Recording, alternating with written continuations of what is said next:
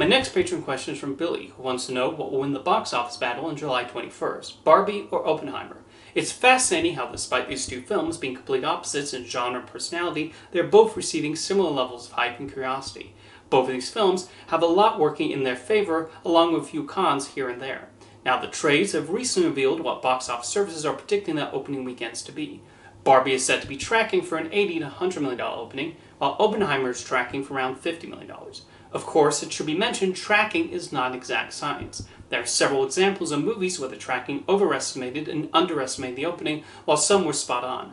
For example, The Flash was tracking for a $70 million opening weekend, but wound up opening to $55 million. Meanwhile, the tracking for Across the Spider-Verse said it would open with $70 to $80 million, but instead blew past that and made $120 million. To quote Dan Murrell, "You cannot track enthusiasm." So let's start with Oppenheimer and how that might do. Ordinarily, a 3-hour historical drama is not the sort of film that would have a big opening, and in post-pandemic times, these are the movies that have struggled the most. The film is also reportedly a very talky affair. Are there going to be many people interested in a 3-hour movie about the creation of the atomic bomb? However, something Oppenheimer has in its favor is the director. There are very few directors nowadays whose name is enough to get people to buy a ticket. James Cameron and Jordan Peele among the most notable directors who excite filmgoers today, and one of the others is Christopher Nolan. He has had an impressive track record, especially after The Dark Knight made him a bigger household name. He's even found success in historical dramas before, with Dunkirk, which was also released on July 21st back in 2017 and went on to make $527 million worldwide.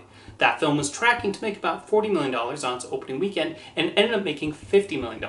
In addition to North America, Dunkirk also performed very well in Europe, especially the UK and South Korea. Another example of Nolan's pull is with Tenet. That movie was released at the height of the pandemic in 2020 when many people were still uncomfortable going to the theater. Yet it still got to $365 million worldwide, including $58 million domestic. A few other things are also in Oppenheimer's favor, including its release on premium formats. Nolan has been a big champion of IMAX for several years, and like many of his other movies, Oppenheimer is promising to be a spectacle on the big screen, with Nolan hyping up the scene where he shows off a nuclear explosion. Being released in IMAX is not a guarantee for success, obviously, but Nolan is one of those filmmakers known for using the format to excellent effect. Compared to a lot of potential blockbusters this summer, Oppenheimer is reasonably priced with a production budget of $100 million. So unlike something like Fast 10 or Dial of Destiny, it does not need to make an absurd amount of money to turn a profit.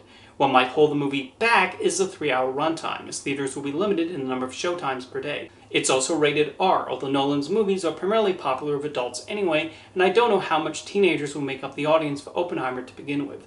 I think the movie will open well though, and if it's well received by viewers, it will have decent staying power through the rest of the summer. Looking at Barbie, the marketing has been doing an exceptional job of getting people interested. Barbie is a well-known brand, one of the most popular and recognizable dolls in history. What's remarkable is that the film looks like it's appealing to both men and women, thanks to the self-referential humor and eye-catching visuals.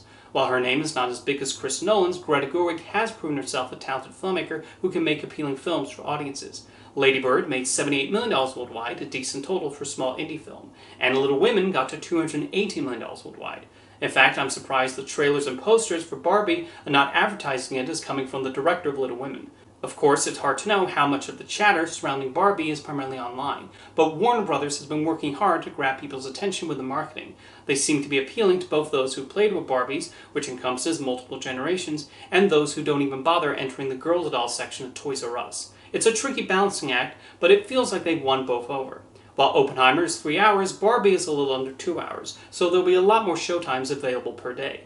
I predict Barbie will pull in bigger numbers at the box office, as it will probably have more wide appeal, but I don't think Oppenheimer will be a slouch either. Some people have even said they plan on pulling a double feature.